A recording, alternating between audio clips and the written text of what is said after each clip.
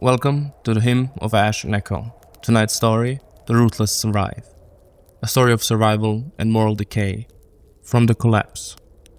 Steven and his crew crouched behind a car, watching the two zombies shamble toward them. Their moans and grunts vibrated in his chest, each sound tightening his grip on the wrench. Sweat slicked his palms. Noah shifted beside him, knuckles white around his hammer. Norm swallowed hard enough for Steven to hear. Tim trembled like a leaf caught in a cold draft. "We don't need to fight," Steven told himself. "Not yet. Not two." He could see 3 more zombies drifting aimlessly by the far curb. If they engaged the first pair, they'd pull the others. And then the street. And then the block. Maybe they could just slip around, move quietly, disappear. Across the street, movement caught his eye. Larry and his group. Shadows slipping between cars. Positioning, preparing, ready to strike. Noah leaned forward, ready to join them. Steven grabbed his arm, shaking his head. Barry sprang up, Larry hot on his heels. And behind them, the 2 older men followed. 4 attackers against 2 zombies. But all it took was one mistake. The zombies lunged, their moans twisting into snarls, as they hurtled themselves forward. Steven felt something cold clamp around his heart. Why should he risk everything for Barry? For the psycho he hated for years? Or that bastard Larry, who undermined him, snatched a promotion for himself? "Fuck them," he mouthed and turned away. Leah grabbed his sleeve, shaking her head, as she pointed towards the 4 men who were seconds from being overrun. Her eyes screamed, "We can't just leave them." But Steven ignored her. He broke into a crouched run deeper into the street, away from the wreckage, away from Larry and Barry, away from the fight he had no intention of joining. Noah was right behind him, Norm close after. Leah lingered a heartbeat longer. Anguish carved across her features, before she, too, fled after them. Steven moved behind the line of parked cars, keeping low, each step a prayer. The moans didn't rise behind them. He raised a glance back. The 4 men were locked in a brutal combat, spears flashing, bodies straining, death snapping at them. Steven turned away, jaw tightening. "Let the fighters fight," he told himself. "The rest of us survive." The 3 zombies in front of them howled. Steven froze, heartbeat in his ears. The zombie sprinted forward, his whole body tensed up. The hammer in his hand twitched. Things flew past him, sprinting at Larry and his crew. Steven sagged. His legs wobbled as he turned to look after the sprinting zombies. Larry stood there, in the middle of the street, and their eyes met. The man's eyes were wide, disbelieving, before they grew hard as stone, and he turned, slamming the wrench down. Steven started turning again when he saw Tim standing in the street, trembling violently, the hammer slack in his hand. The fool froze. He didn't run, he didn't fight, he just stood there, like an idiot. "We can't save him," Steven told himself. "We can't save everyone." He pushed them south, home. They had to reach their families. Dying for people he disliked was stupid. Something metal hit the floor. All turned. Leah had tripped, hit the ground hard, and lost the grip on her weapon. Time seemed to stop, to stretch, to break around them as the woman lay there, for a second or two, dazed, confused, and unmoving. All her supplies sprawled before her. She finally shuddered. Her head slowly rose, half her face red, a tiny pebble embedded in her cheek. Steven took a step forward, eyes glancing up towards Larry and the dead zombies, at frozen Tim and the mass moving behind them. "Steven," Leah reached for him, her hand extended. Steven grabbed the woman's wooden bat and bag, the things they would need, the things he couldn't abandon. Her, on the other hand, she wasn't his problem. "Please," she said, wide eyes filling with tears. A phone rang. Growls rose from the street around them. "Fuck," Steven thought, and ran. Norm and Noah did too, leaving Leah lying there, on the floor, her hand still extended, her eyes still wide, shocked and terrified. Leah's scream didn't follow them. That was the first thing Steven noticed as he ran. Shoes striking pavement, lungs scraping against his ribs. No screams, no cries for help, no begging. Just the growls rising all around them. Maybe she got up. Maybe she hid. Maybe she died in silence. Not my problem, Steven told himself. She slowed us down. She dropped her bag. She dropped her weapon. She fell. That wasn't on him. That wasn't on any of them. Still, the lack of sound hollowed his chest. "Steven!" Noah hissed. Steven snapped out of it and saw it. Dozens of zombies emerging from side alleys, breaking around the parked cars and hurtling down the street. His brain shut down for a moment. It couldn't comprehend the mass coming at them. "Down!" Noah rolled under a delivery van.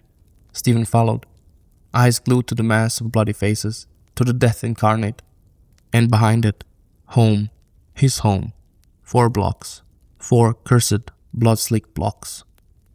The phone kept ringing, echoing between buildings like a beast's roar. Growls and sprinting steps answered it. "What do we do?" Norm whispered, but his voice was a bit too high.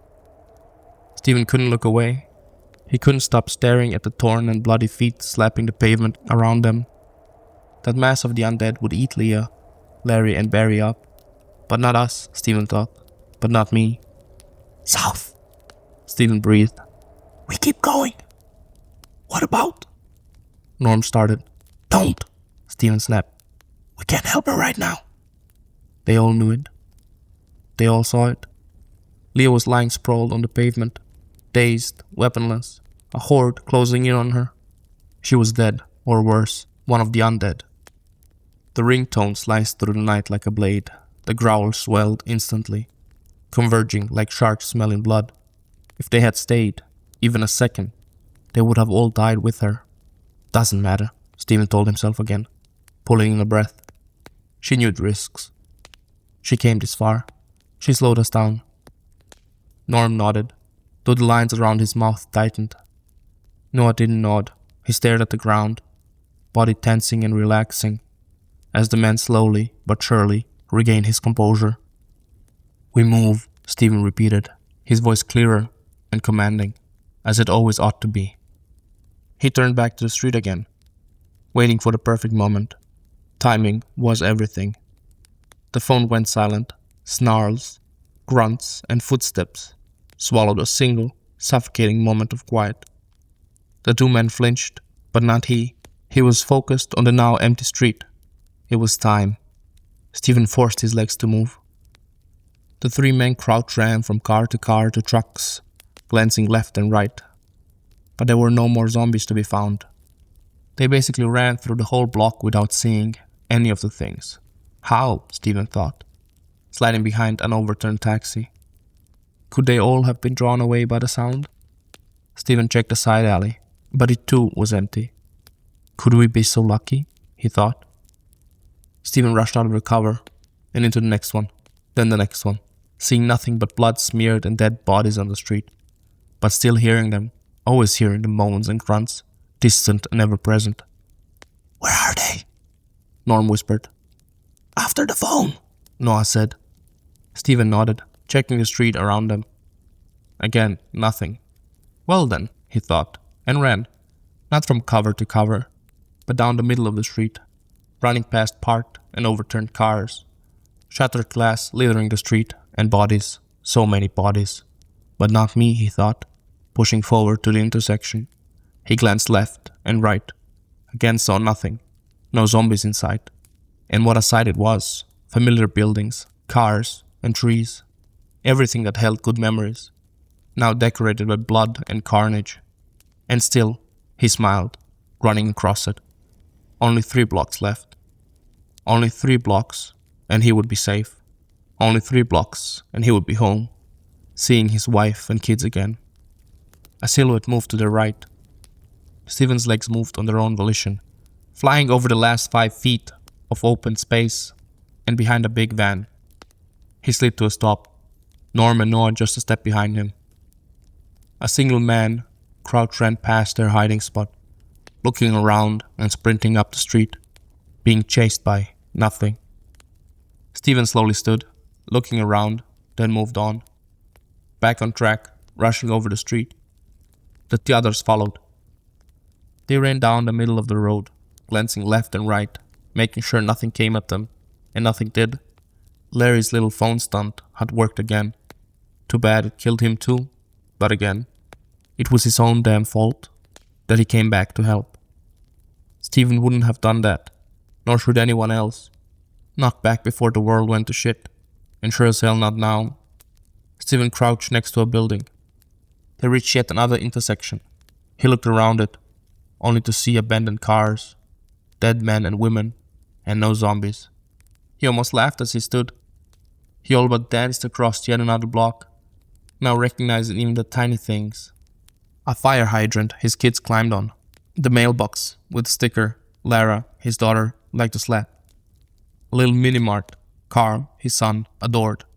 Partly for the toys, partly for the free swirlies he would get, and many more things he and Rebecca would see on their daily walks. He almost heard her laugh, tiny and shy. He almost heard his kids arguing over ice cream. That, however, was only in his head. The distant moans, though, those were real. Only 2 blocks, he thought. Only 2 blocks of dead separated him and his home. Only 2 blocks, and he would be safe. And they too. I'm coming home, he thought, speeding his pace up. A bottle rolled under his foot and clanked. The man froze. A growl broke the night. Steven shuddered, blood freezing in his veins, eyes scanning the street around him, but he saw nothing. Noah said turned left and right, eyes scanning the street. Norm rushed for cover, beelining straight towards a truck. Sure as hell not keeping quiet. Steven didn't either. He sped his pace up, still running down the middle of the street. He never saw it coming. Neither did Norm, as a small female zombie tackled the man. Growling and snarling as the two hit the ground and rolled. She ended up on top, nails reaching for his neck. But the man fought back, grunting as he tried, and failed to kick the thing away. Steven's eyes grew wide, his heart threatening to break out of his chest as he watched Norm fight for his life, as he watched the man's hands give in. "Help!" he shrieked. Distant growls answered, and Steven ran, leaving him there to die. Noah joined him, and they cleared another block as the screams cut through the air. More growls rose, distant shapes closing in. Noah stumbled. His feet dragged for 2 steps, then 3, before Steven grabbed his arm and yanked him behind a parked garbage truck. "Don't stop!" Steven hissed, grabbing the metal ladder. Growls, snarls, and steps closing in. Noah swallowed, eyes wide and wild. "Norm is dead," Steven said. The words tasted like rust and bile. "We'd be next." Noah stared at him, not comprehending and not climbing. "Up!" Steven snarled, glancing at the coming zombies. Noah moved. The screams finally stopped. They didn't fade, they cut. 1 second raw, begging sound. The next, nothing. Then that too was swallowed by snarls and growls.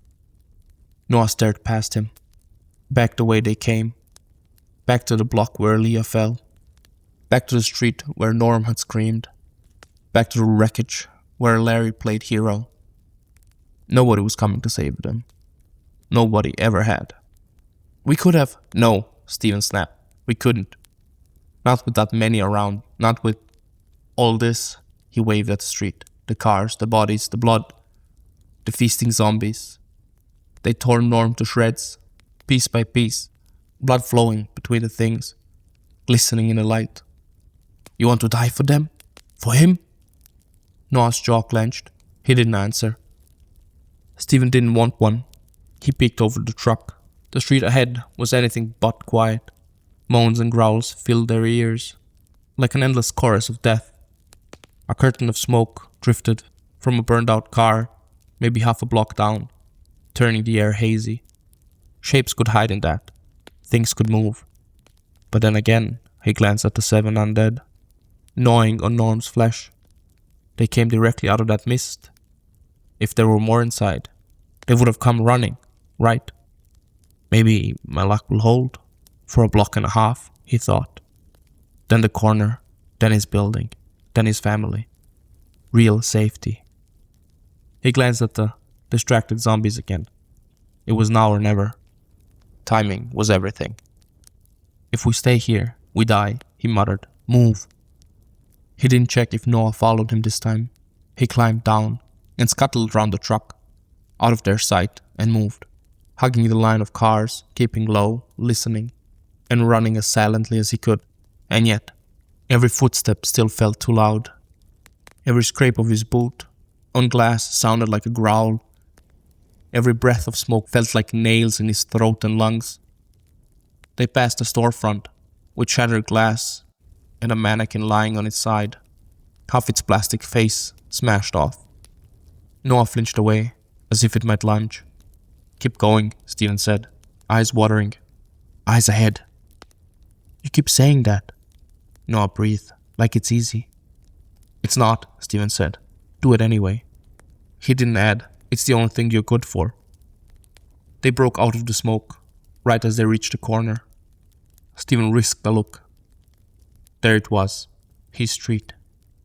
Same cracked sidewalks, same leaning lampposts that the city never fixed, same corner deli with a faded awning, same brick facades, different smell. He tasted copper on the air, and rot, and smoke. His stomach twisted. "We're close," Noah whispered, looking straight ahead. Steven nodded, throat tight. "One more block." He stepped out from behind the cover, wrench held low, ready to swing. The street wasn't empty, not like the others. Too many parked cars, too many spots he couldn't see. A stroller lay tipped over on its side. A bicycle lay on the curb, back wheel still spinning slowly in the night's breeze. No bodies.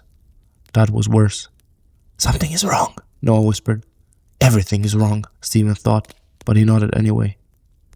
They crept forward, now, every sense stretched thin. Moans in their ears, but no growls, no answering sprints. Steven forced his legs to move again, past the bench he and Rebecca usually sat at, past a little patch of greenery where he and Carl had planted a little tree last year, past a little hidey hole where he saw Lara kiss a boy from school. Oh, how mad he had been. Oh, how he screamed and threatened and cursed. Oh, how he wished he could go back to that moment again. They pushed on, past countless other memories, and straight into a dozen undead, standing huddled together, all swaying left and right, bumping into each other, and the open door of his building, dark blue and covered in blood. He stopped, his mind not able to comprehend what he was seeing. Noah grabbed his arm and pulled him back. Steven stumbled into cover, shivering and shaking, still unable to think, still unable to comprehend what he just saw. Zombies, dozens of them, at the open entrance to his building. They were dead, he thought. Rebecca, Carl, and Lara were dead. Steven slumped against the car. This was all for nothing. They were dead, and there was no safety to be found. His mind turned cruel, menacing. It showed him images of his wife tearing into their children, blood running down her face as she sunk her teeth into Carl's neck. Noah nudged him. Steven didn't move. He stared at the pavement, seeing in his mind's eye how Rebecca was eating Lara, tearing her arm off, just like the zombies had done to Norm. His throat tightened, his vision blurred. "Hey," Noah whispered into his ear. Barely audible, but there. "Get a grip." Steven shook his head. What was the point? Rage ignited in his gut. It was all that fool Larry's fault. If they had headed here immediately, his family would still be alive. But no, they waited till the night fell. No, they wandered aimlessly through the street, following a psycho and a moron. "Did you see them?" Noah asked. "What?" Steven looked up. What a stupid fucking question. Of course he hadn't. They were inside, and he was outside. He blinked the blurriness away. Right, he thought, sitting up. They were not amongst the dead. Steven peeked around the car, looking for her heart-shaped face among the bloody ones. No, Rebecca wasn't amongst them. Hope rose in his gut. Neither were their kids. So they could still be alive? They are alive, Steven said to himself, pulling back. But how to get to them? No, he whispered. His mind focused on the zombies. They couldn't walk around them. They couldn't go through them. Only to lure them away, he muttered. My thoughts exactly, Noah whispered. Let's use a phone. Steven nodded, looking around. Where could they put it, so it would be loud enough to draw the things away and keep them there? The smoke, he said, snapped to the corner. Yes, that would work, Steven thought, turning back to the dozens of zombies. The smoke, he suggested. Noah nodded, staring at the corner. But how to get it there? You walk, Steven whispered, and Noah's head snapped back, eyes narrowed and accusatory. What? The man asked slowly. You go there, put the phone into the smoke, then come back, Steven said, looking him in the eye. After you do, I will call your number. The man shook his head. I will do the same for your family, Steven said. Why don't you go? He asked. Would your wife open the door for me? Steven asked. Noah shook his head, still not comprehending. Rebecca won't open for you either. I got a key. He produced a key from his pocket. And the time is of the essence. And I know the building by heart. We don't go in together? Noah asked. Steven nodded. Then it makes no sense, the man said. What if something goes wrong? What if you or I have to run to the building? Steven said. Who has a better chance of reaching my family or yours later? Noah glanced at the zombies, then back at Steven. Eyes narrowed, but the man nodded. Good man, Steven said. Noah took a deep breath, watching the horde rock back and forth. He shivered and moved. Steven looked after him for a moment, as the man hid behind the car and debris, his phone already in his hand. As the man disappeared behind the taxi, Steven turned to the apartment building, his mind focusing on the next steps. As soon as Noah returned, they would call the number, and the mass would rush after it. Plus, the door was open, meaning any zombies in the building would rush out after the noise. We could close the door, Steven thought. Secure it. He glanced after Noah, and stay inside. But would the men agree? Probably not. Steven watched Noah cross the road, moving slowly and carefully, but relentlessly. No, he would insist. Steven looked at his building, where his wife and kids were, safe and sound, away from the mess. And with the downstairs door closed, and all the zombies out, all of them would be safe. And he should throw all of that away? For what? Noah? Fuck no. He wouldn't force his kids into the street. He simply wouldn't. Steven turned to Noah, just in time to see the man disappear into the smoke, ready to plant the phone and rush back. It was probably already unmuted, but probably wasn't good enough. Steven waited, eyes locked on the smoke, patient. Noah finally stepped out of it, head moving left and right. Their eyes locked, and the man smiled, giving him a thumbs up. What a fool, Steven thought, pulling his phone out, just like Larry. Steven thought, looking at Noah's smile. Relentless Survive, he muttered, and called the number. Now, like always, timing was everything, and Steven timed it perfectly. The sound tore through the night, loud, shrieking, and all-encompassing.